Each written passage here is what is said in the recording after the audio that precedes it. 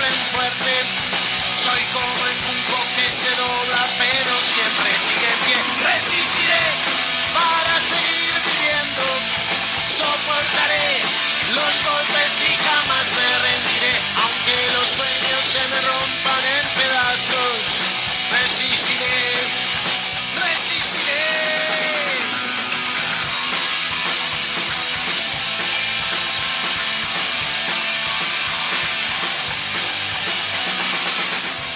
Muy buenos días. Bueno, estamos al aire, estamos en el programa número 21 de A la Izquierda Late el Corazón, como todos los miércoles. Mandarles un gran beso, un abrazo a mis compañeras, que las quiero, que necesito que estén, por favor, Vero, Marina. Ya se van a reintegrar el 1 de febrero, así que ya para el programa que viene estaríamos teniéndola acá en los estudios, en la radio presencial. También decirles que bueno, que hoy tenemos un programa especial. Estos programas son especiales porque son programas o que estamos sacando grabados cuando no conseguimos entrevistas presenciales o se complica un poco por el tiempo de la pandemia. Todos sabemos que o el que no está en cuarentenado está en reposo o está engripado o está haciendo la cuarentena por sí o por no. Bueno, eso es todo entendible, los casos han aumentado y hay que cuidarse, pero estamos tratando de sacar los programas al aire con insumos que sean de actualidad. Y vaya si el tema que tenemos para hoy es de actualidad, va a ser una actividad que se va a realizar el día 29 de enero, y hoy nos compete la temática de los derechos humanos. En cuanto a los derechos humanos, vamos a estar hablando sobre los 40 años de impunidad, un homenaje que se le va a realizar, como todos los años, a Miguel Mato.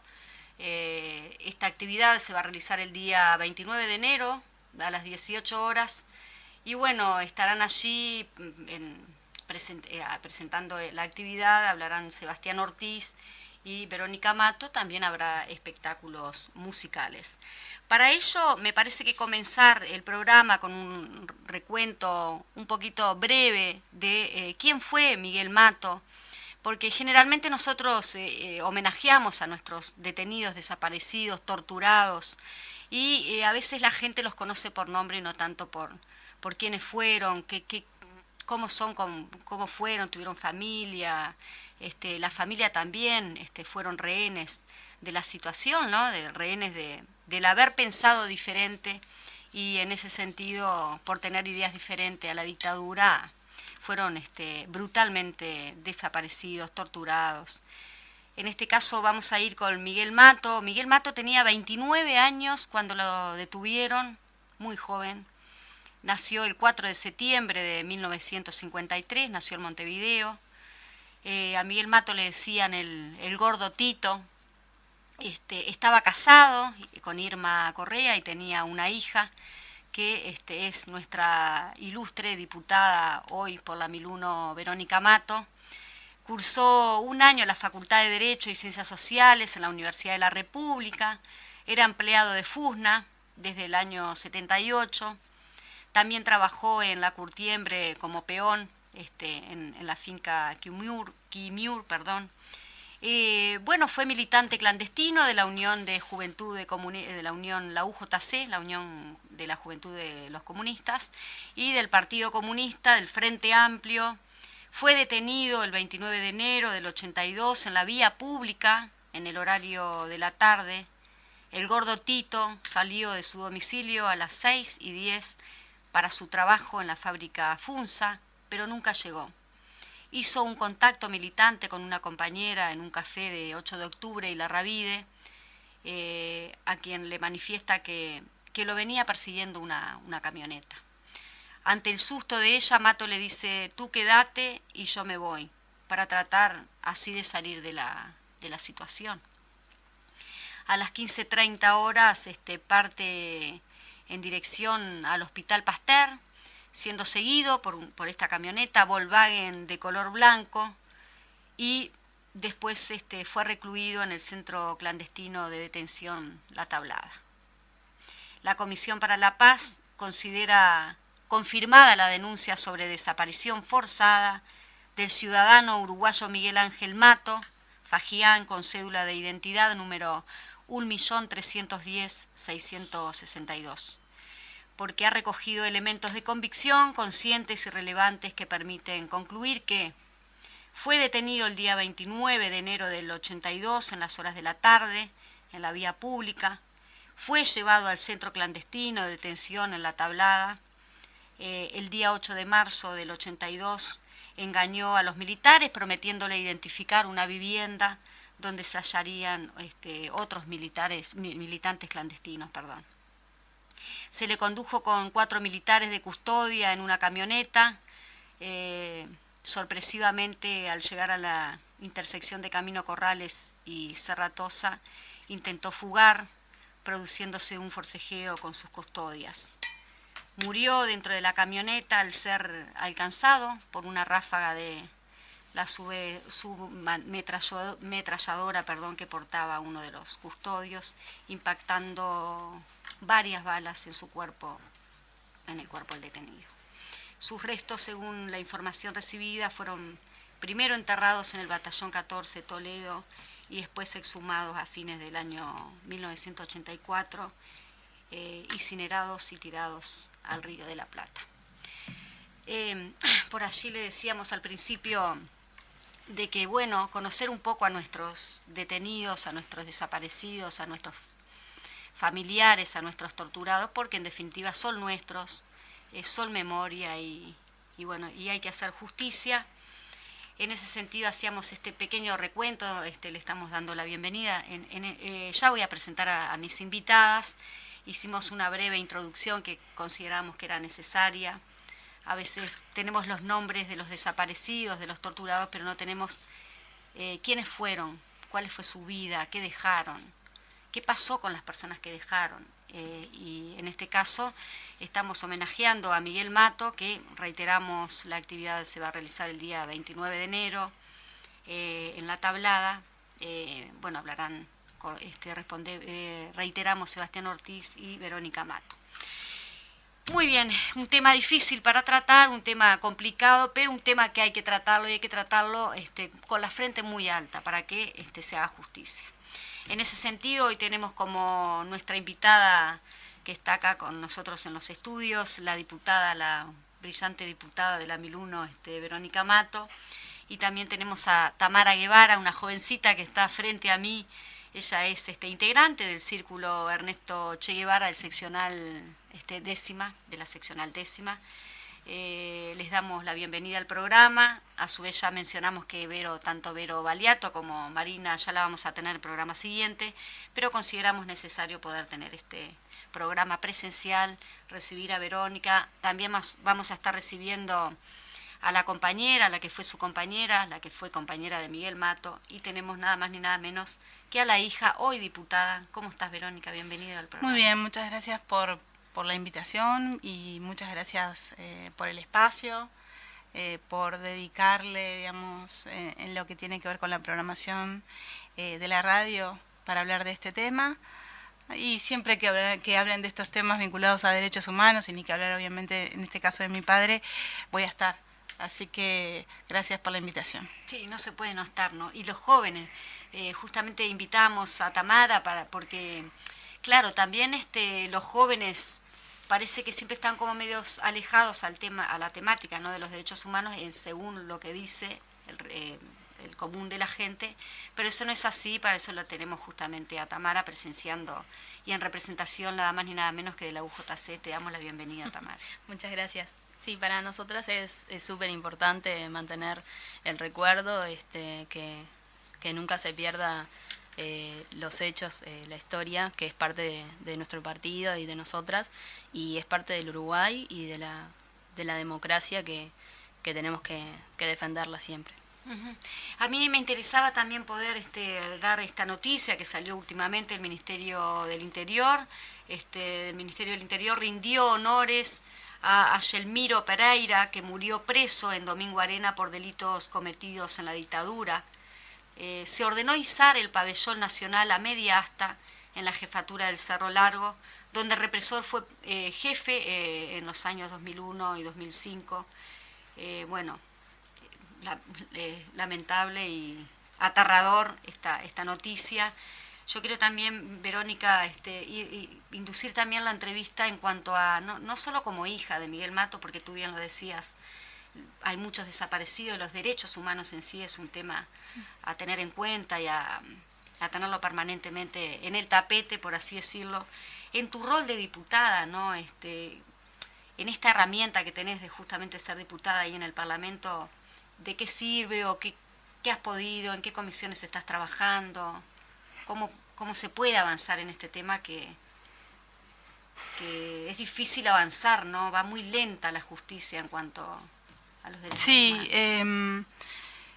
Desde el punto de vista de lo que es hoy la responsabilidad política y laboral, de alguna forma, porque es algo que yo lo tomo como es un trabajo y es una gran responsabilidad, y es un espacio también de militancia, ¿no? Fundamentalmente es un espacio, desde ese lugar yo lo veo y lo visualizo y trabajo en función de eso.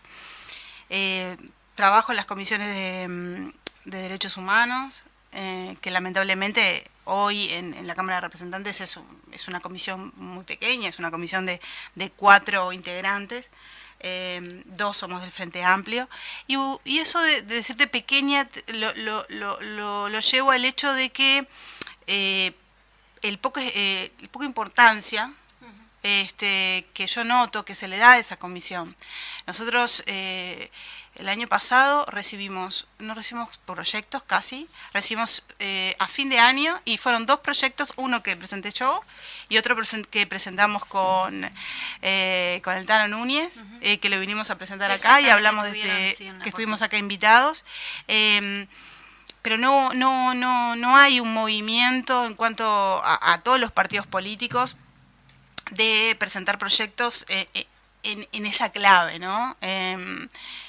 Hay que tener en cuenta que cuando hablamos de derechos humanos sobre el pasado reciente y derechos humanos en general es mucho más abarcativo que solamente el pasado reciente, el trabajo sobre verdad, memoria y justicia, que además se replica en otras cosas, ¿no? Por eso es algo que siempre tenemos que seguir trabajando sobre esas cosas para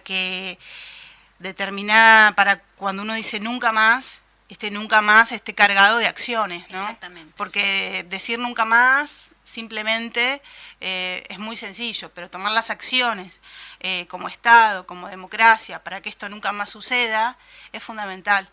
Y yo quiero, con respecto también teniendo a la compañera, una joven de la Juventud Comunista, recalcar eso, que mi padre era un joven. O sea, cuando a veces se habla de que los jóvenes eran jóvenes, o sea, mi papá tenía 28 años, eran jóvenes que tenían una vida por delante, que tenían además responsabilidades políticas, estaban comprometidos políticamente, y fue por eso que fueron secuestrados, que fueron torturados, y que en algunos casos son asesinados y sus cuerpos todavía no aparecen. Creo que eso es fundamental.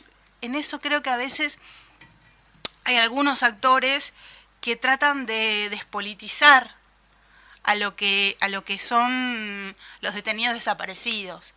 Y quizás cuentan de su vida, pero no los colocan desde el lugar de sujetos políticos, lo cual eso es fundamental, colocarlos en el lugar de sujetos políticos, de jóvenes que tenían un espacio de militancia, en ese momento que era clandestina, en un momento que no había garantías de nada, y por eso fue que les pasó eso. No se los llevaron porque eran anónimos en el sentido que no tenían un compromiso, se lo llevaron por eso, por tener una responsabilidad. Y en ese sentido está bueno hacer el paralelismo con qué le pasa a los jóvenes hoy. O sea que hoy en día vivimos en un estado de democracia, el cual también fue posible gracias a toda la gente que sostuvo en ese momento toda esa trama clandestina contra la dictadura y que logró el plebiscito del 80, o sea, que el del 80, que logró un montón de cosas y que hizo fuerza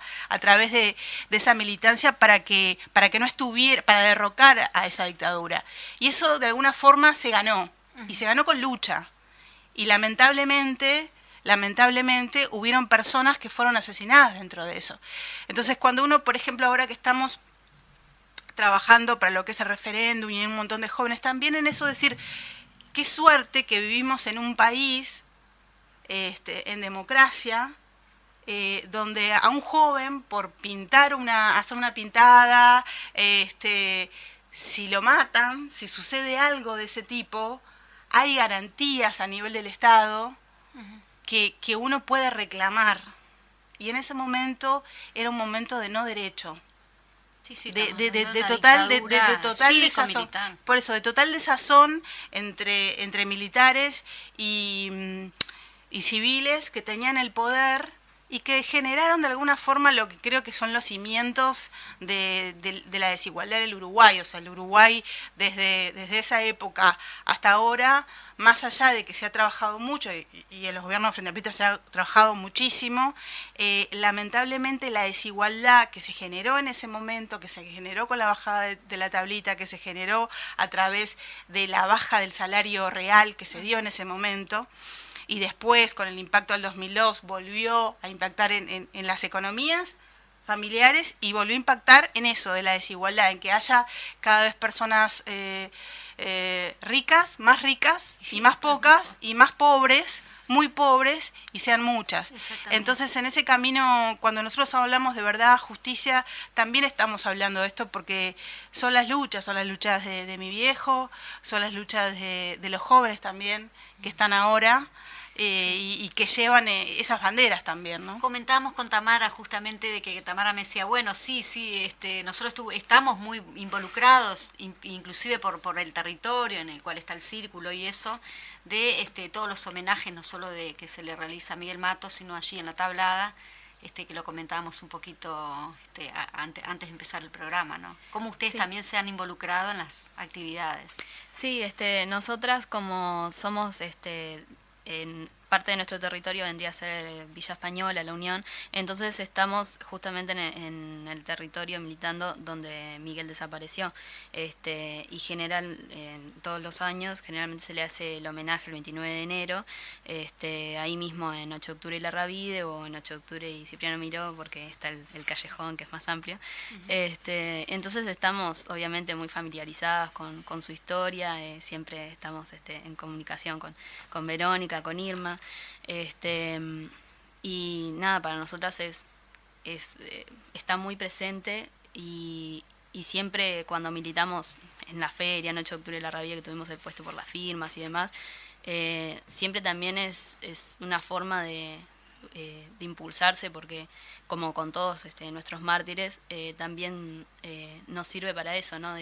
Para admirarlos y seguir su lucha con la misma convicción con la que ellos la lucharon, porque la verdad que incluso los últimos momentos en que Miguel decide salir del café antes que su compañera militante y afronta la situación en la que estaban, protegiendo a la compañera y sabiendo además días previos incluso de que podía pasar, y aún así la militancia para él nunca fue algo que fuera a dejar de lado, que terminara ahí por estar en peligro, y habla de una convicción a la que nosotras obviamente admiramos mucho y que queremos seguir luchando con esa misma convicción. Tenemos en línea a Irma, Irma Correa, no sé, Javier, si la tenemos en línea, le vamos a dar paso y bueno, presentar a Irma, que es integrante justamente de la Comisión de Derechos Humanos del Partido Comunista. Quiero leer algo antes de si estás, Irma, por allí al aire, en línea, algo que tú decías, no sé, chiquilina, si nos queremos poner esto, porque no vamos a poder escuchar sino a Irma. Acá, pero nos estamos poniendo los auriculares. Así podemos estar atentos allí, que tenemos a Irma. Irma, ¿estás por ahí? Sí. Mirá. Buenos días para todas y todos. Buenos días. Gracias por el espacio. Gracias, Irma. Voy a leer un pequeño introducción como para darte la palabra, para que tú puedas hablar sobre la actividad que se va a realizar el día 29. Pero tú ahí, algo que me escribiste, que a mí me voy a tomar el atrevimiento de leerlo, porque me parece que es fundamental leerlo. Decís por acá, por último, transmitir que en un tiempo el tiempo que me corresponde, las secuelas de la separación es imposible.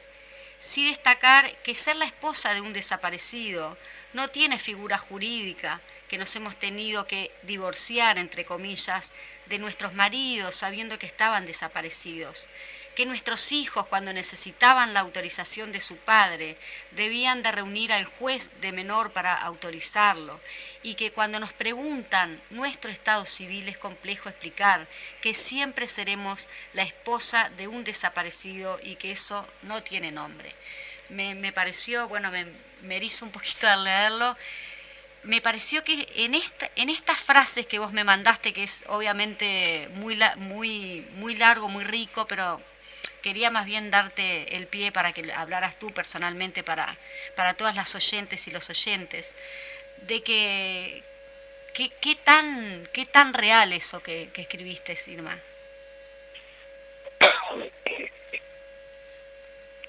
Bueno, es la vida misma que me tocó vivir desde hace 40 años con la desaparición de quien fuera mi compañero, ¿no? Uh-huh. Él con 28 años, con una hija de 5 años y yo 24 años. Muy jóvenes ambos. Era un momento en la vida que uno vivía apurado. No sé si como para para disfrutar de las diferentes cosas que nos da la vida, ser padres, enamorarnos, ser padres, tener hijos, todas esas cosas como que se hacían de apuro, se vivía de apuro, porque uno sabía que estaba corriendo un riesgo, pero lo veía de manera natural. Yo creo que se veía de manera natural, en el sentido de que más allá de que militábamos, sabíamos que teníamos riesgo, éramos felices. De una manera u otra nos dábamos tiempo para ser felices.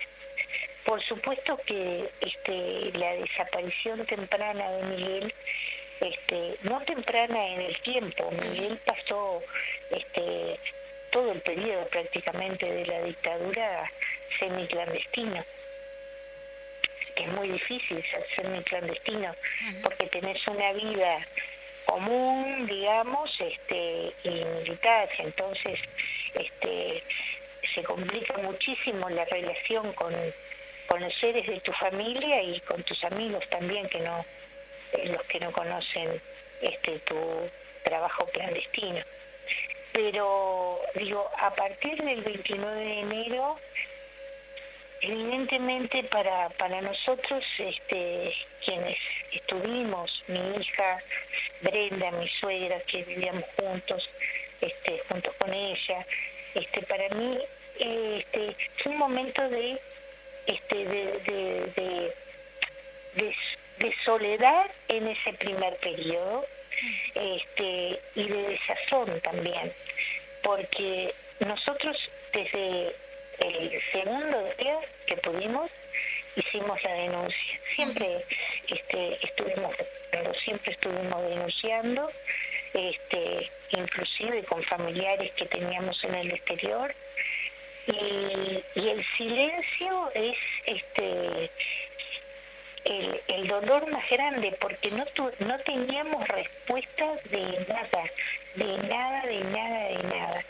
Nosotros recién, en el advenimiento de la democracia, en el año 85,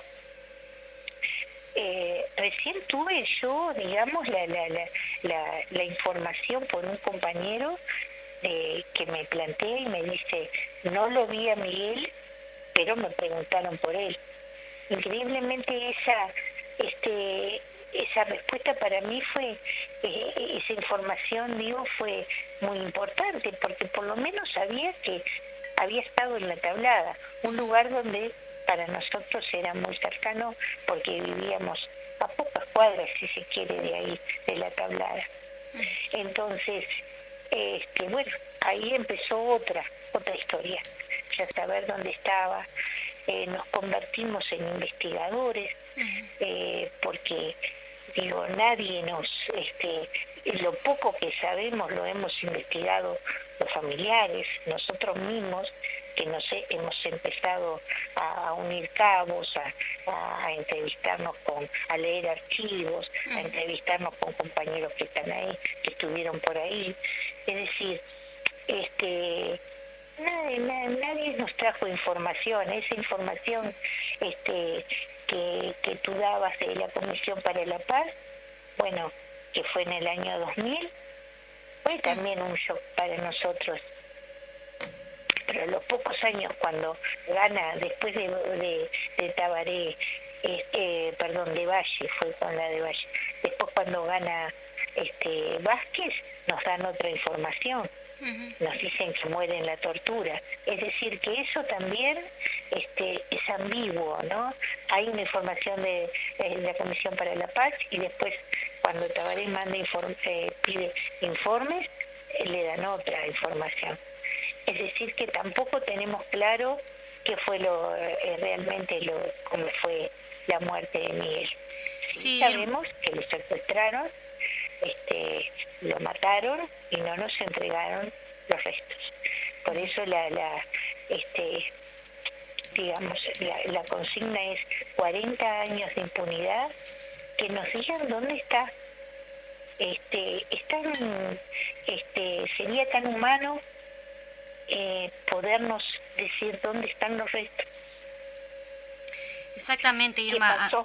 Acá estamos justamente con Verónica Mato, tu hija, su hija, y estamos también con una jovencita acá, con Tamara. Con Tamara. Que dice que siempre se encuentran allí en las actividades. Vaya, sí es importante que los jóvenes se involucren también en estas actividades, sí, ¿no? Sí. Para continuar, agarrar, digamos, la posta en la lucha. Y le comentamos justamente a Vero en cuanto a su diputada del Parlamento, qué tanto esas herramientas le pueden dar como para avanzar o no, en el caso tuyo también a través de la Comisión de Derechos Humanos del partido. Luego del corte vamos a tener a Tassino, que justamente Javier Tassino lo dijo en su momento, informó que los militares ahora saben y que tienen todas las garantías para dar información sobre los desaparecidos. Parece que están escondiendo esa información, y lo que están haciendo es favorecer justamente a los torturadores, cuando justamente Cabildo Abierto pide que los torturadores queden presos domiciliarios porque corren riesgo por el tema de la pandemia. Y bueno, un poquito ahí, por acá llevábamos la entrevista. Si habrá que seguir, ¿cómo están organizando la actividad de Irma? Bueno, el tema de los vecinos. La actividad se va a hacer en el sitio de memoria de La Tablada. Sí.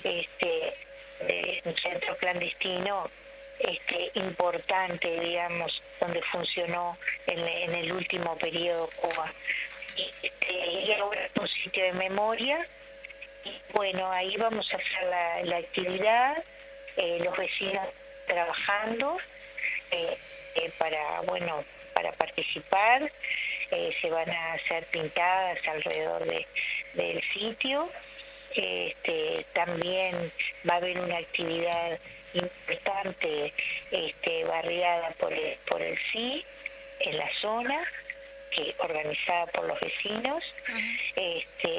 Siempre las actividades últimamente, el año pasado, por ejemplo, fue muy gratificante, porque se hizo la actividad en 8 de octubre, y justo donde está la placa de Miguel, y ahí se juntaron firmas. Exacto. Porque no podíamos hacer acto.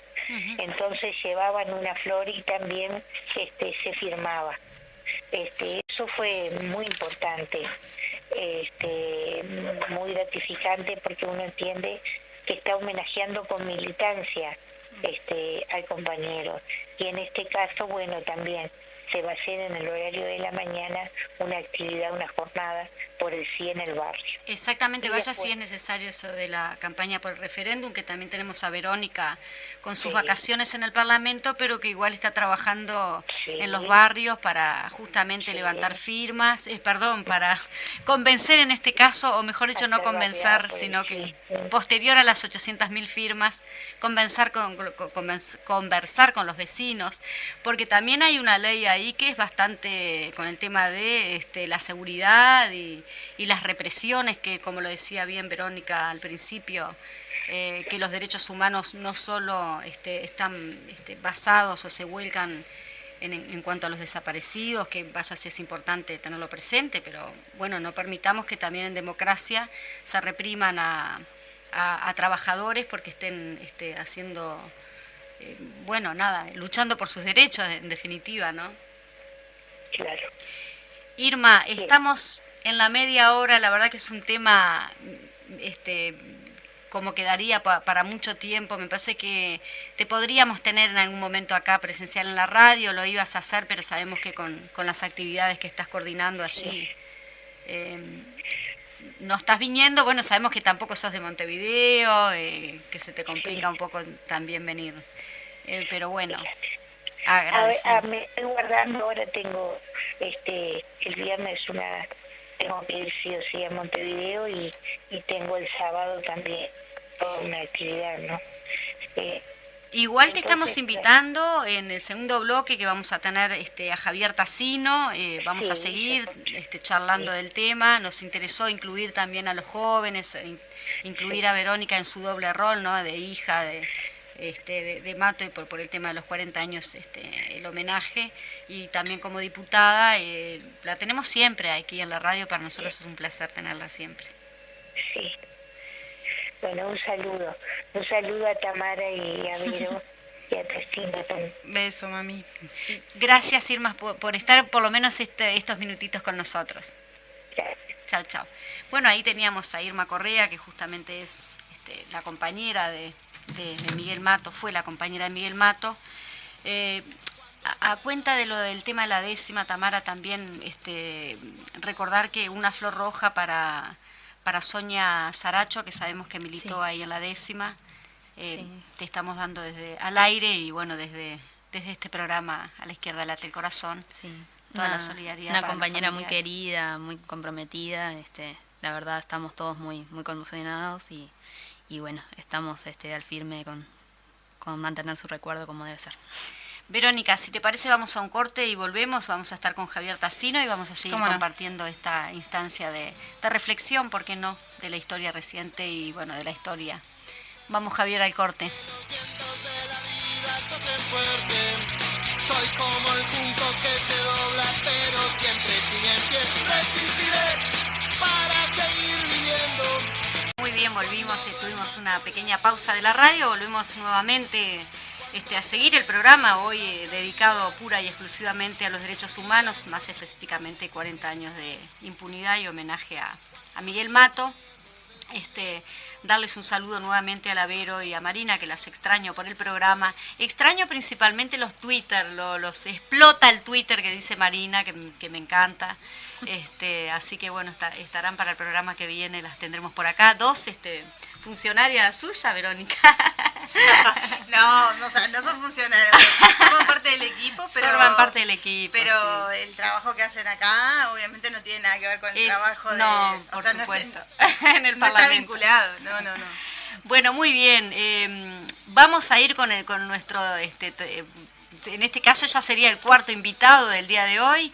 Antes hacer como una pequeña reseña, como lo hacíamos de Miguel Mato, que decíamos, bueno, vamos a hacer un poco reseña de nuestros desaparecidos, porque a veces no conocemos mucho.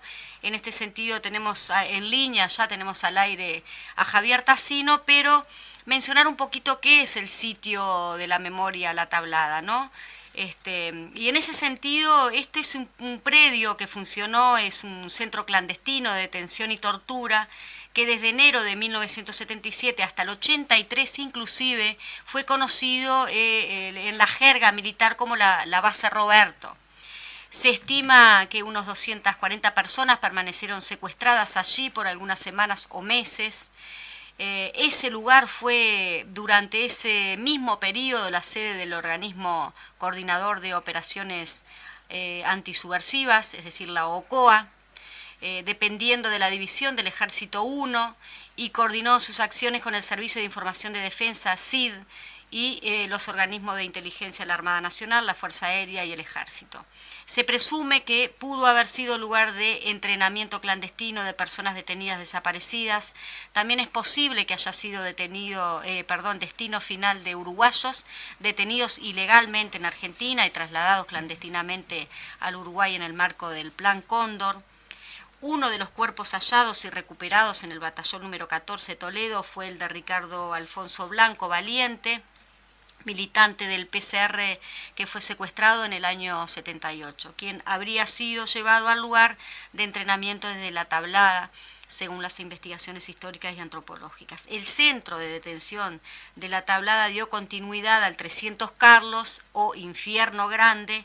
Allí estuvieron secuestrados y fueron vistos por última vez Luis Eduardo Arigón, Óscar José Baliñas, Óscar Tassino, Amelia Sanjurjo, Ricardo Blanco, Félix Sebastián Ortiz, Antonio Marpaita, Miguel Ángel Mato y Juvelino Carneiro. El 26 de septiembre de 2017 se dispuso una medida cautelar de no innovar sobre el predio y sus edificaciones. La resolución judicial se adoptó en el marco de la investigación por las desapariciones forzadas, por la desaparición forzada de Miguel Ángel Mato. Esa medida judicial continúa vigente en agosto de 2019, dando que las actuaciones judiciales por la desaparición de Miguel Mato como de las otras personas detenidas desaparecidas en La Tablada no han sido cerradas. En ese caso, después de haber dado esta pequeña reseña, me parece importante reflejar. Vamos a la entrevista que tenemos con Javier Tassino. Javier Tassino, ¿estás por ahí? Sí, estoy por acá. Buenos días, buenas tardes.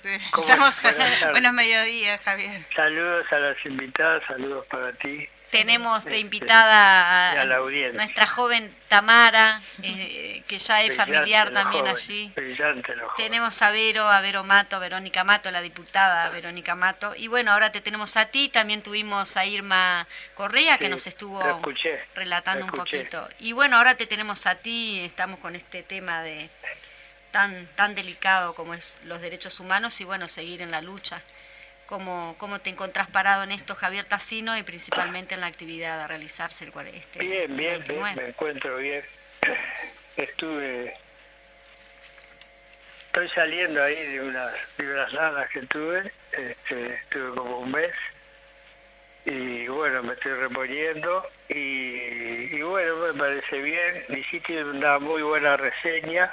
O sea, bueno, creo que la saludé, me escucharon a Verónica sí. y a la joven. Sí, yo te saludé, Javier, te saludé al comienzo, por eso. Ya te dije, Javier, ¿cómo andás? Que la verdad que la última vez que nos vimos justamente en La Tablada, cuando se lanzó, digamos, el espacio, o se relanzó. Exacto. Con una muestra permanente que hay de fotografía que bueno, que permite el recorrido. Sí. Esa fue la última vez que nos vimos. Javier, también estuviste preso. Saludamos a Irma también. Y Irma creo que siguió con nosotros al aire, así que va a estar recibiendo tus saludos. Está bien. Y bueno, felicitarte por la lucha, ¿no? También sabemos, e informamos a la audiencia de que fuiste también preso político. Leíamos también por allí una novedad en cuanto a media asta esa bandera increíble, no sé si lo has oído la noticia. Sí. Que la hemos pasado. Impresionante. Bueno, nada, ¿qué opinión te amerita todo esto, no? Vos hiciste una buena reseña de lo que fue La Tablada. Evidentemente en la investigación hay que afinar datos y cosas que se van descubriendo en la medida que que todas estas cosas se hagan colectivas. Cuando se hacen colectivas es cuando avanzamos más, porque la información fluye. Los avances durante todos estos años ha sido eso, en definitiva, como de un lado y de otro, y la incorporación de la gente va clarificando la verdad, y un país para que avance tiene que tener verdad de hechos tan aberrantes, ¿no? Y bueno, siempre la gente, ¿no? Siempre la gente, la militancia, lo que contribuye, en definitiva, a que estas cosas avancen. ¿Y por qué tienen que avanzar? Tienen que avanzar esencialmente por la sociedad misma, ¿no? Tienen que avanzar por la democracia, sobre todo. Cuando hablamos de democracia, hay un conjunto de cosas que abarca la democracia. La democracia no es solo votar, que es importantísimo votar, no solo tener o tener la posibilidad de un diálogo, que también es importantísimo para que se desarrolle la democracia, sino que ese diálogo en definitiva tiene que servir para que esa igualdad de oportunidades para todo el mundo sea posible. Y la igualdad para todo el mundo significa esa instancia, esa profundidad, profundizar la democracia, ¿no? El tema contribuye a eso, contribuye mucho. Por suerte hoy, así como tenemos a esa joven de la Juventud Comunista, por suerte no, por instancia de mucha lucha, se han incorporado muchísimos jóvenes, y ya es un tema de la juventud en torno a una comprensión que se fue desarrollando durante muchos años, que el tema de los desaparecidos es como revertir, digamos, todo lo que personajes nefastos y bueno, y con ganas de ocultar cosas, que le han puesto adjetivos en torno a la desaparición, y la desaparición o los militantes que han desaparecido han tenido la valentía, la comprensión, la convicción de luchar por una democracia. Luchar por una democracia en una dictadura no es fácil. El pueblo lo conoce, el pueblo sabe lo que es luchar por la democracia, porque lo sufrió en cuenta propia, ¿no? En carne propia. El golpe de Estado del 73, que es cívico-militar, donde están involucrados en definitiva muchos civiles, dueños y patrones del Uruguay, que se creen que son patrones, que tienen que ser patrones, que tienen solo ellos el derecho de vivir, donde evidentemente sí debe haber trabajo por parte de ellos, pero debe haber expropiaciones, debe haber tomadas de cosas que no deben ser muy lícitas.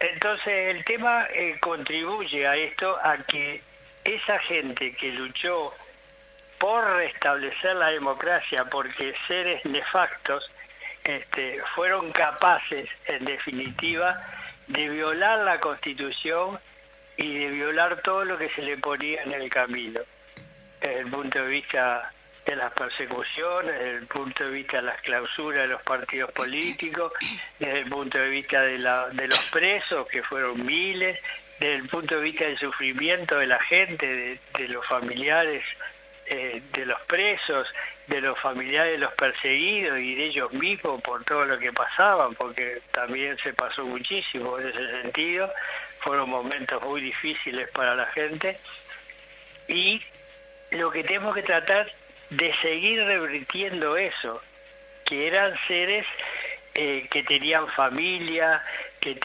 eran hijos, que eran hermanos, que tenían una familia formada, que amaban la vida, y que en definitiva no solamente amaban la vida, sino que amaban y luchaban para que todo el mundo tuviera esas mismas oportunidades. No eran seres extraños, Sí. eran seres democráticos que tenían sus creencias, que tenían sus ideas, que amaban la libertad, que amaban la democracia. Entonces es eso lo que hay que revertir, no es la lucha de los dos demonios. Demonio es el que piensa de esa manera, eso sí que es un demonio.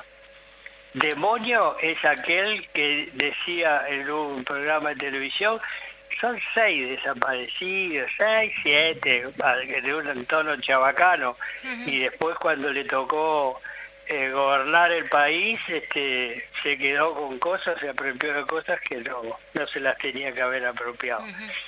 Entonces, el pueblo supo revertir esa situación, y luchó por eso. Y bueno, desde el hecho desde el desconocimiento de los desaparecidos, hoy recuerdo a un nefasto coronel que dijo, bueno, si hay desaparecidos que lo comprueben. Bueno, le avisamos, está comprobado, porque se encontraron 6 cuerpos, y bueno, y hay decenas de presos torturadores, más allá que faltan, pero hay decenas, donde se desarrolló la investigación de una forma ejemplar y donde hay una Fiscalía de Derechos Humanos que se ha ido especializando y ha logrado, dándole todas las garantías a los torturadores en función de que se fueron juntando las pruebas a los efectos de comprobar las violaciones que se han hecho. La banderita que pusieron en Cerro Largo a media asta, y bueno, si vos sos demócrata, eso merece una sanción. Vamos a ver qué es lo que hace. Bueno, por eso habría que tomar medidas. Sí, que habría que tomar medidas, ¿no? Sí, me parece. De la misma forma que tenemos que tomar medidas todos, en concientizarnos en que todos somos responsables, también en defender eso y seguir buscando a nuestros detenidos desaparecidos y luchar con los familiares. También agregar que tú integras la Comisión Madres Familiares de Detenidos Desaparecidos, que no lo comentaba al principio. Estamos ya a 10 minutos de finalizar el programa. Me gustaría, bueno, nada, siempre nos quedamos cortos con el tema del tiempo. Javier, la verdad, un placer haberte tenido en el programa y esperamos volver a tenerte nuevamente. Muy buen informe. Recordarles también a la audiencia de que todas las entrevistas van a estar desgrabadas y publicadas en el portal del Popular, así que bueno, también van a poder leer a nuestros invitados del día de hoy. Javier, no te quiero cortar tan bruscamente, pero no, bueno, despídete de nosotros. Me cortaste la inspiración, pero bueno. Hay mucho dale el cierre porque también, aparte de lo que relatabas, que muy prolijamente y muy coherentemente lo que decís, tenemos que seguir investigando. No sé en qué situación está, porque comentábamos con Verónica lo lenta también que es la justicia en este sentido. Sí, el seguir investigando, bueno, tienen todas las garantías. Nosotros cuando nos hemos reunido con ellos en alguna oportunidad le dijimos que el tema de los derechos humanos, en esa cosa que se dio vuelta de la interpretación de que ahora iba a apoyar el tema de los derechos humanos, le dijimos que nos parecía bien y que bueno, y ahora era en este puzzle era la pieza que faltaba. Si el resto de los partidos se sumaban, como lo expresaron en la entrevista, menos con Cabildo Abierto, que como dice su colega Luc, ahí está el 50% son torturadores, bueno, si se sumaban, y vamos a tener evidente más información. No tengo duda que la información la tiene, no por casualidad cuando toman el gobierno aparecen algunos documentos que los tenían apretados, y eso era lo que pasaba en los ministerios de defensa en el periodo anterior. Apretaban documentos y no daban información. Exacto. Yo creo que sí, que la tienen que dar todo aquel que se considere demócrata, en definitiva, se tiene que...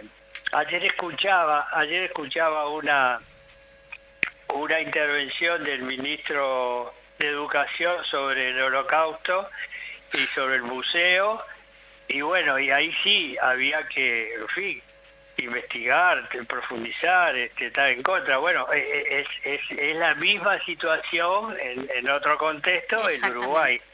Fueron los sectores más regresivos, más brutales, civiles y militares, que provocaron todas esas instancias. Y bueno, hay que seguir trabajando.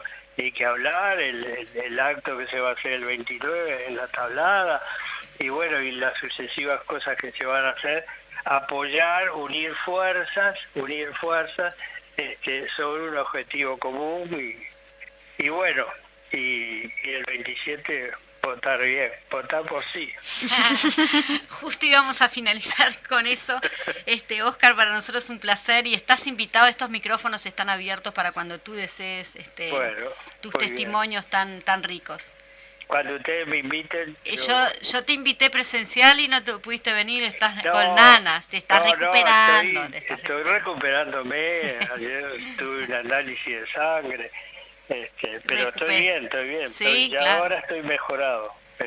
Estaba contra el piso, pero ahora estoy bien. No, hay que luchar, hay que seguir en la lucha, y sabemos que estás ahí. Sí, no tengas duda de eso no tengas duda. Muchísimas gracias, no sé, chiquilinas. Gracias a ustedes y saludos. Un abrazo, Javier. Un abrazo. Un abrazo grande a vos, a Karina, a todos sus familia. Gracias.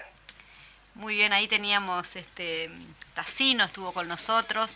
Sabemos que estas entrevistas, así cuando son muchas personas, tenemos que escuchar y compartir, y estamos acá compartiendo. Es un gusto siempre escuchar. Pero sé que están como muy agradecidas ustedes de haberlo escuchado a Javier. A Javier siempre es un gusto escucharlo, y además él ha trabajado también, ha participado. Me interesa hablar un poco también de eso, del sitio de memoria, de la tablada. Poniendo cuerpo y pienso en eso, en Cometa, así que ahora en este momento no está, pero ha dejado su corazón ahí. Y quería decir eso, nosotros y Tamara, con los jóvenes, que hemos venido durante muchos años haciendo siempre esta actividad en 8 de octubre y Cipriano Miró.